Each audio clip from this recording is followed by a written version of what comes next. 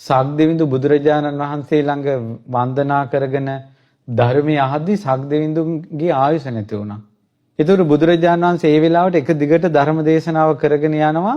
බුදුරජාණන් වහන්සේ දන්නවා සක්දෙවිඳු දැන් මෙතනින් චුත වෙලා ආපහු මෙතන උපදිනවා සක්‍ර වෙලාම. බුදුරජාණන් වහන්සේ ඒක දැක්කේ කොහොමද? බුදුරජාණන් වහන්සේ දැක්කා සක්දෙවිඳු සංසාරේ බුදුරජාණන් වහන්සේට පූජා කරන ලද මල් ටිකක් දැකලා ඒ මල් වලට පැන් ඉහලා. මල් වලට පැන් ඉස්සට පස්සේ ආයුෂ අඩු වෙනවද මලේ ආයුෂ වැඩි වෙනවද?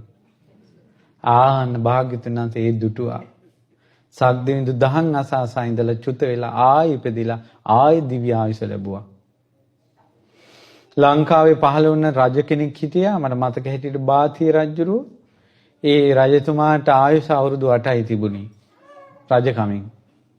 සියලු දෙනා එකහිලා කියා හිටියා රජුරු අවුරුදු 8න් මැරෙනවා කියලා. රහතන් වහන්සේලාගෙන් ඇහුවා මේ මොකද කරන්නේ ස්වාමීනි කියලා. රහතන් වහන්සේලා දිවසින් දැක්කා ඇත්තටම අවුරුදු 8න් මැරෙනවා. ඊට පස්සේ කිව්වා ස්වාමීනි මොකද්ද මං කරන්නේ?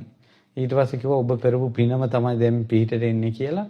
රහතන් වහන්සේලා ජීවිතය ආපස්සට බලද්දී ඒ රහතන් වහන්සේලා දුටුවා මේ රජුරුවොත් මල් ආසනයකට පැන් ඉහිනවා. මල් ආසනට පැන් ඉසීමේ පින තමයි ආයුෂ වැඩි වෙන එක. ඒ මුල් කරගෙනම රජුරුවන්ට ආයුෂ වැඩින පින්කම් කියලා දුන්නා.